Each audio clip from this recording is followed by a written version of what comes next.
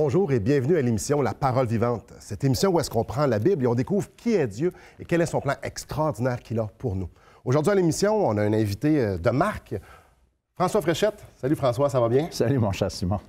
Donc toi François, juste pour te présenter pour les auditeurs qui te connaissent peut-être un peu moins, tu es impliqué en tant qu'évangéliste dans une assemblée dans le coin de Québec, c'est ça? Oui, sur la rive-sud de Québec. Et puis, pour être précis, à Saint-Jean-Chrysostome, maintenant devenu la grande ville de Lévis. Puis, ceux qui sont peut-être habitués d'écouter la télé, bien, ils voient qu'on travaille aussi que je travaille aussi avec une autre émission qui s'appelle L'heure de la bonne nouvelle, dans laquelle je suis impliqué depuis 1990.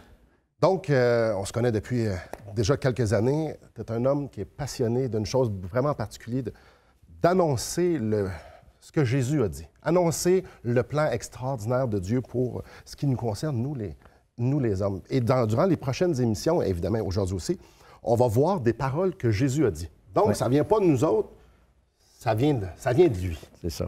Mais en fait, le thème qu'on va faire ensemble, au moins pour les 4 prochaines émissions, puis 4 autres un peu plus tard, c'est le thème est le suivant, c'est pas moi qui le dis, c'est Jésus qui le dit.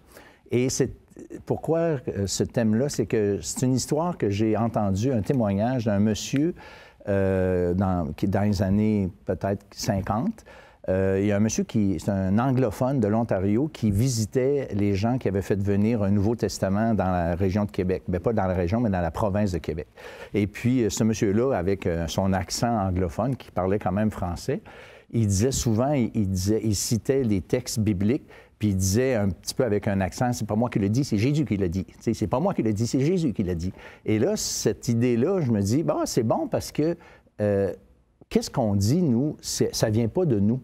On ne fait qu'à être les messagers de Dieu, si vous voulez, de la parole de Dieu qu'on veut simplement partager.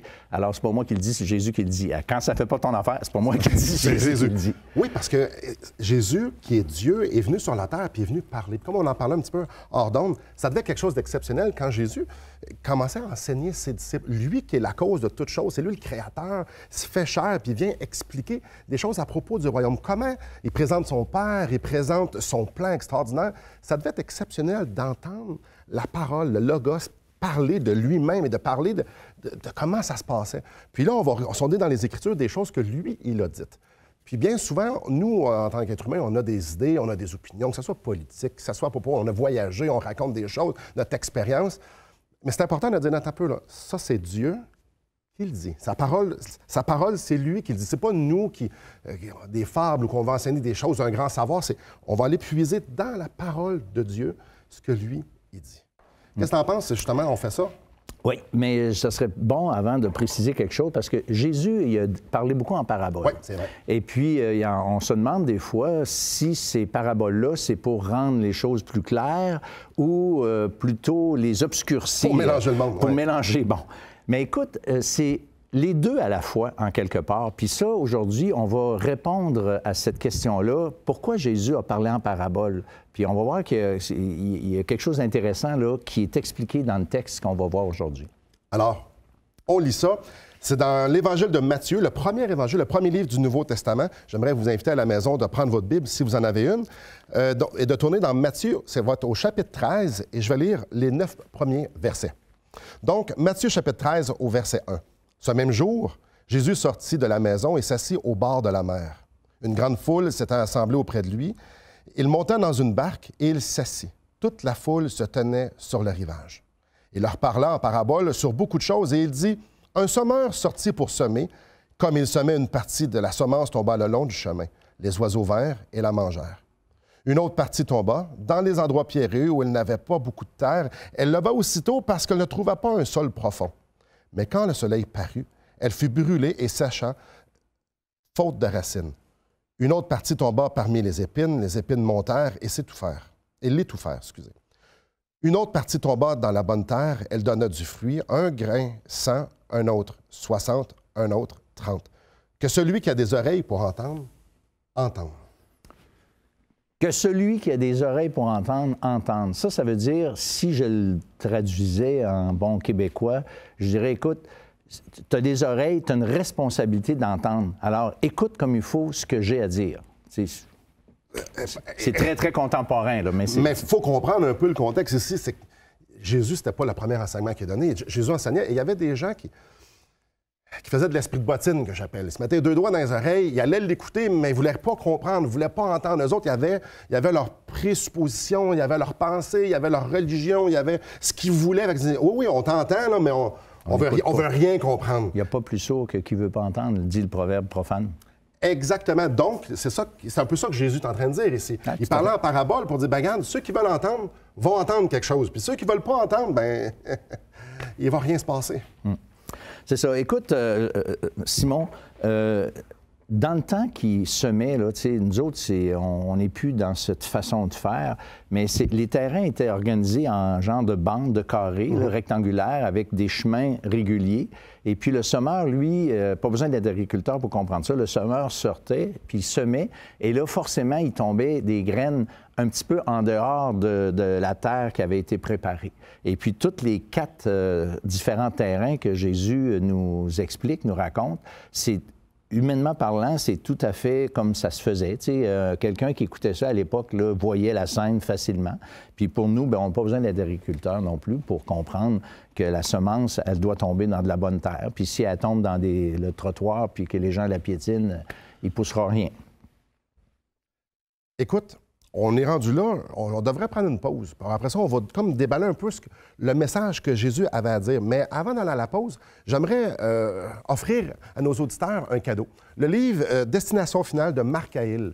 Bref, M. Cahill a pris la parole de Dieu et a dressé un portrait par écrit de c'était quoi le plan de Dieu pour que nous puissions passer l'éternité avec Dieu, avec Jésus-Christ. Donc, on aimerait vous le donner. Tout ce que vous avez à faire, c'est de communiquer avec nous, que ce soit par téléphone, que ce soit par Internet. Ça va nous faire plaisir de vous l'acheminer tout à fait gratuitement. Donc, après la pause, on va déballer un peu cette parabole-là pour savoir qu'est-ce que Jésus voulait dire à ses auditeurs. Donc, restez avec nous.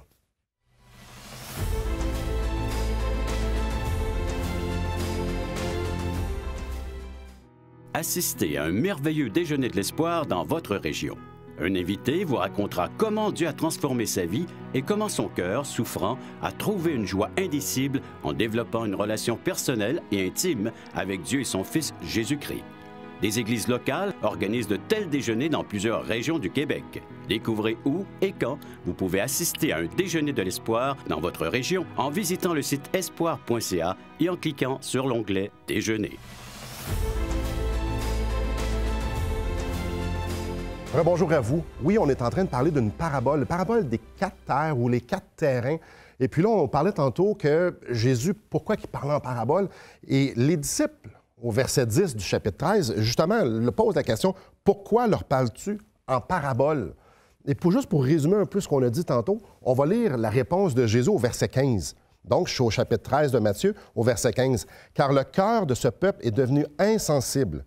Ils ont endurci leurs oreilles, et ils ont fermé leurs yeux, de peur qu'ils ne voient de leurs yeux, qu'ils n'entendent de leurs oreilles, qu'ils ne comprennent de leur cœur, qu'ils ne se convertissent et que je les guérisse. » Jésus, dans une autre histoire, dans un autre moment donné, il dit de ne pas lancer ses perles au pourceau.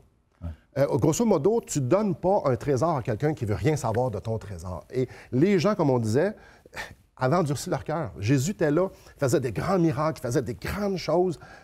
Il ne voulait rien savoir d'eux autres. Mais il voulait quand même parler à ceux qui avaient soif. Ça. Parce qu'il dit carrément dans la parabole, on n'a pas lu le verset, mais il dit « pour qu'ils ne comprennent pas ». Tu sais, je leur parle en parabole pour qu'ils ne comprennent pas. Mais qu'est-ce que tu viens de dire? C'est vraiment important parce que Jésus, à un moment donné, il avait ressuscité Lazare.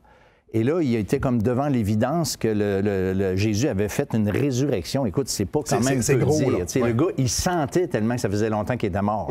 Alors, il n'était pas dans le coma, le gars, il puait. Là. Alors, là, il a ressuscité Lazare. Puis là, les Juifs, les chefs juifs, ils ont dit, on va tuer Lazare, comme ça, on va se débarrasser de ce témoin gêné-là.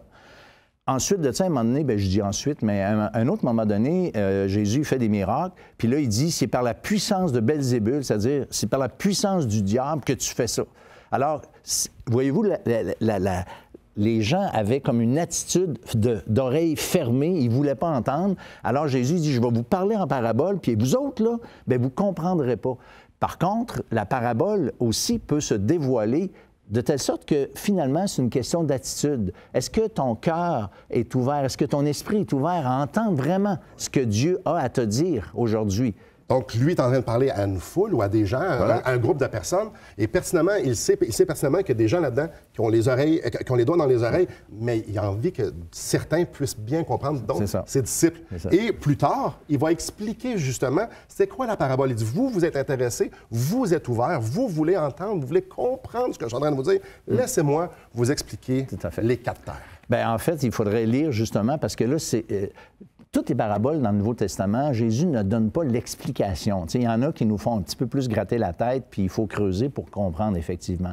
Mais celle-là, Jésus nous dévoile complètement ce que ça veut dire. Alors, quand on dit c'est Jésus qui le dit, c'est pas nous qui le dit, bien là, c'est Jésus qui l'explique, c'est pas nous qui l'explique. Alors, on va le laisser. C'est au verset 18. Au verset 18 jusqu'au verset 23, Jésus, comme tu dis, il explique sa parabole. On y va? Oui. Parfait. Vous donc, écoutez ce que signifie la parabole du Seigneur. Du semeur. Semeur. On s'entend? Écoutez. Écoutez. Donc, à la maison, là... T'as des oreilles? Écoute. Écoute. Lorsqu'un homme écoute la parole du royaume et ne la comprend pas, le malin vient et enlève ce qui a été semé dans son cœur. Cet homme est celui qui a reçu la semence le long du chemin. Celui qui a reçu la semence dans les endroits pierreux, c'est celui qui entend la parole et la reçoit aussitôt avec joie. Mais il n'a pas de racine en lui-même, il croit pour un temps, et dès que survient une tribulation, une persécution à cause de la parole, il y trouve une occasion de chute. Celui qui a reçu la semence parmi les épines, c'est celui qui entend la parole, mais en qui les soucis du siècle et la séduction des richesses étouffent cette parole et la rendent infructueuse. Celui qui a reçu la semence dans la bonne terre, c'est celui qui entend la parole et la comprend, et il porte du fruit, et un grain en donne 100, un autre 60, un autre 30. C'est le fun quand c'est clair. C'est un petit peu plus clair que ça, tu meurs. Donc, Jésus est en train de parler ici. Il y en a qui vont entendre parler du royaume de Dieu et comment on peut être réconcilié avec Dieu. Et là, il y a 4 réponses. Il y a 4 possibilités. Jésus, autrement dit, il divise les cœurs humains en 4 catégories. OK, on va le dire comme ça. Le cœur qui a été... ce cœur-là qui a été fermé, le premier, c'est un cœur fermé, c'est un cœur qui est, j'allais dire, imperméable à la parole de Dieu. Puis moi, sans doute, tu connais beaucoup de ces gens où tu leur parles, puis on dirait que ça lui coule comme sur le dos d'un canard. Ils sont tout simplement pas intéressés. Il se passe rien. C'est des personnes qui sont absolument pas troublées, par exemple, face à l'éternité, face à l'au-delà. C'est comme si ça n'existait pas, ils ne pensent pas à ça, ils sont absolument insensibles. Et puis, c'est des gens, des cœurs qui ne sont pas troublés non plus par leurs péchés. Ils n'ont pas une conscience allumée.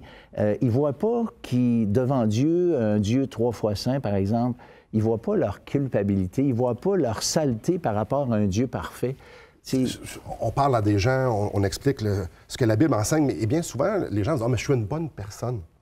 Et je suis une bonne personne, donc quand on leur dit « Ouais, mais la Bible nous dit que tu as besoin d'un sauveur. » Ouais, mais non, je suis une bonne personne. Des gens que lorsqu'on leur présente la parole de Dieu, ils ne sont pas capables de s'inclure dedans. Ils ne sont pas capables, tu sais, que si Jésus dit, pas Jésus, si Dieu dit « Car tous ont péché, sont privés de la gloire de Dieu. » Ouais, mais ça me concerne pas. Ça me concerne pas. Les autres peut-être, mais pas moi. C'est ça. Puis le drame dans ce que Jésus explique, c'est qu'il dit que le diable, cette semence, parce que l'image de la semence, là, la parole de Dieu, la semence de la parole, elle a été mise dans ce cœur-là, et le diable vient, parce que justement, ça ne rentre pas, le diable vient puis il enlève.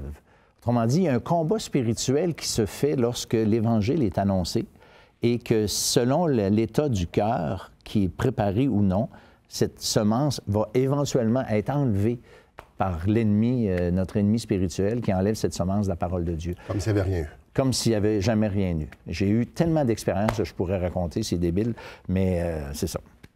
Et oui, c'est ça, ça colle pas. La deuxième terre. La deuxième terre. Ça colle. Oui, il se passe quelque chose. C'est la semence tombée dans les endroits pierreux. Ça, c'est un auditeur superficiel. C'est quelqu'un qui manque de profondeur, tu sais, qu'il va éventuellement se réjouir rapidement lorsqu'il entend la parole de Dieu, mais il se passe des choses ça fait que ça s'atténue et puis ça tombe à zéro, ça ne marche pas. C'est pas nécessairement des gens qui manquent de sincérité, mais c'est des gens qui qui comme ça dit dans le verset, j'oublie le verset, le malin vient, enlève... Non, excuse-moi, c'est le verset 20. Entend la parole et la reçoit aussitôt avec joie. C'est ça. Mais il n'a pas de racine. C'est ça. C'est ça. Il croit pour un temps. T'sais, il se passe quelque chose. Tu as l'impression, comme être humain, que, hey, c'est bon, c'est... Jésus même. Ah, ben oui, oui, ça, je veux tout excités, ben oui. Ils viennent à l'église, puis là, ils chantent avec nous autres. Mais il manque de profondeur. Il y a quelque chose qui fait que ça colle pas. Donc, il y a un assentiment intellectuel. Ils vont dire, ben oui, je crois que Jésus est venu, je crois que c'est le Fils de Dieu, je crois qu'il est mort pour les péchés du monde, je crois que la parole de Dieu, ça vient de la parole de Dieu. Mais ça ne connecte pas au plus profond de l'âme. C'est ça. François, on a vu 2 terres. On prend une petite pause encore, et puis après ça, on va déballer les 2 autres terres. Donc, on prend une petite pause ici. On vous invite de rester avec nous. Mais juste avant d'aller à la pause, j'aimerais vous faire un autre cadeau. Celui-là, c'est le livre, pas le livre, c'est le film de Jésus selon l'Évangile de Jean. Donc, ça nous dresse un portrait d'une façon visuelle. Qu'est-ce que Jésus est venu faire et comment il l'a fait, évidemment, selon les standards de films d'aujourd'hui. C'est pas celui qui date des années tranquilles. Donc, tout ce que vous avez à faire, même chose que le livre, nous appeler ou nous communiquer par Internet. Donc, restez avec nous. Après, on regarde les 2 autres terres. Restez avec nous.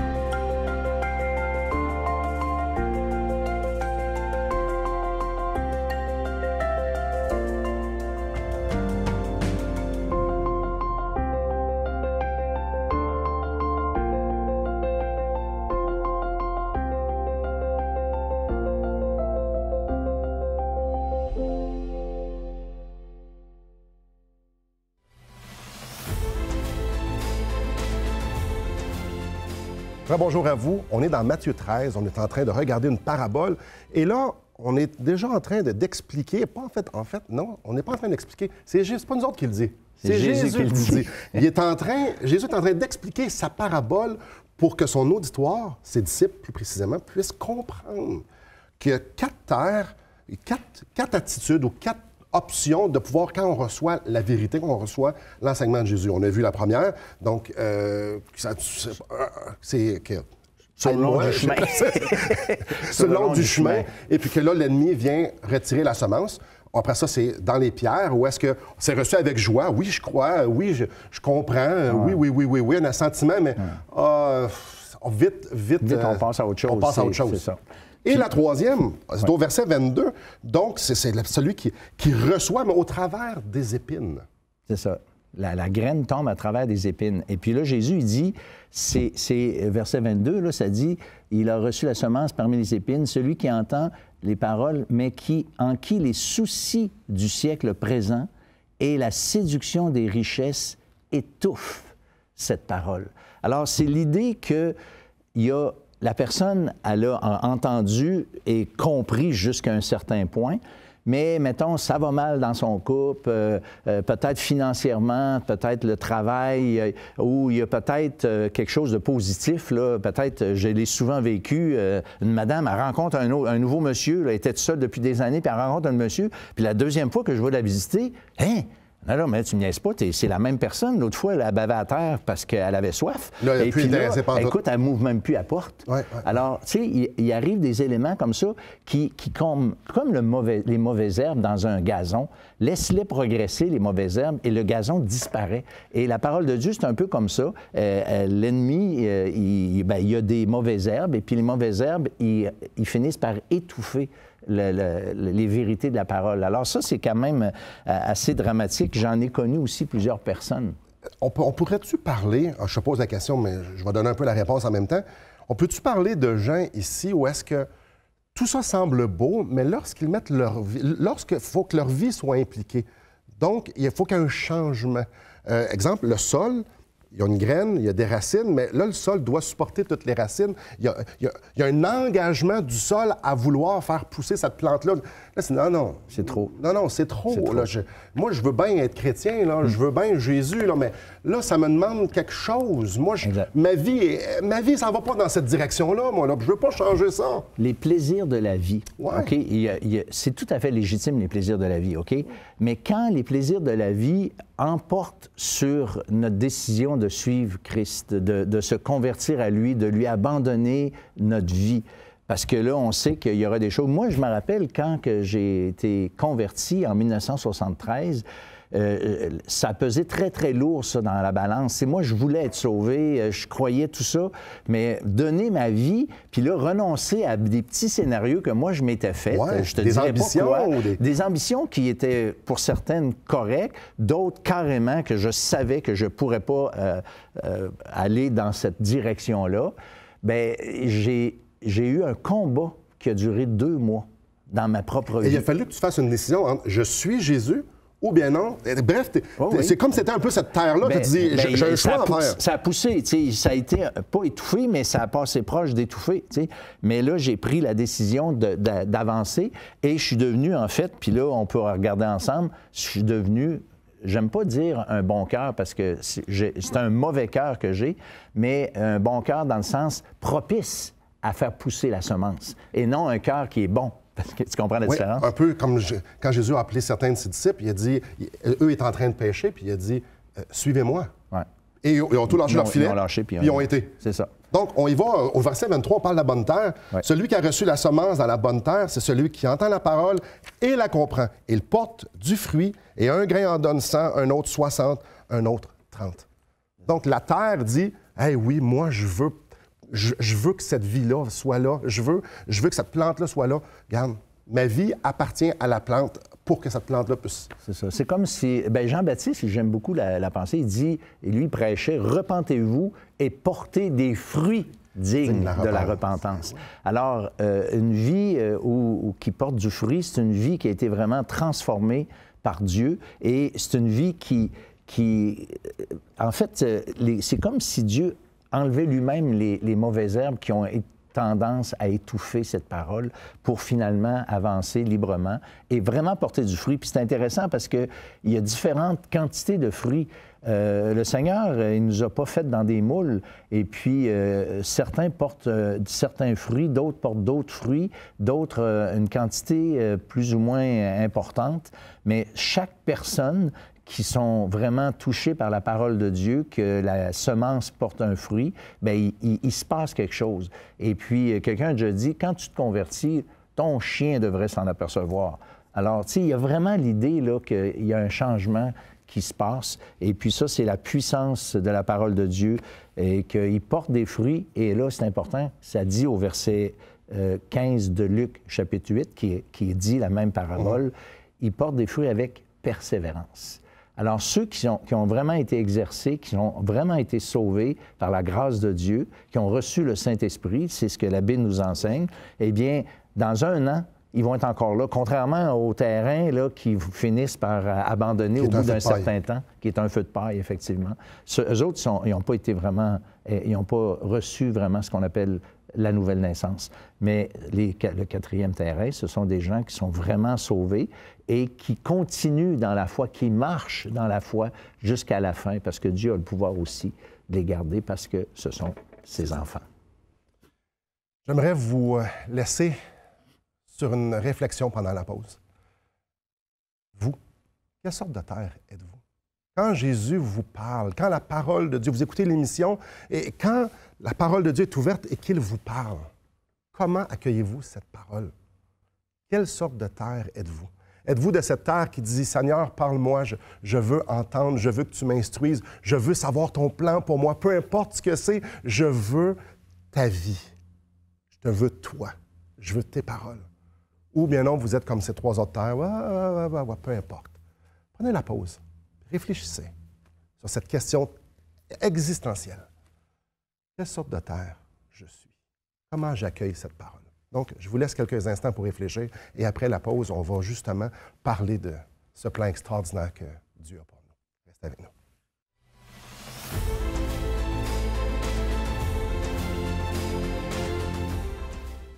Voulez-vous combler le vide dans votre âme? Avez-vous soif d'une sérénité intérieure? La souffrance de votre cœur vous lasse-t-elle? Appelez dès maintenant pour recevoir gratuitement un évangile de Jean pour connaître l'amour de Dieu, un Nouveau Testament pour trouver des réponses à plusieurs de vos questions, le livre Destination finale pour comprendre la nécessité du salut et finalement la Bible et le salut qui nous explique comment recevoir Jésus. Contactez-nous à espoir.ca ou composez 1-877-l'Espoir.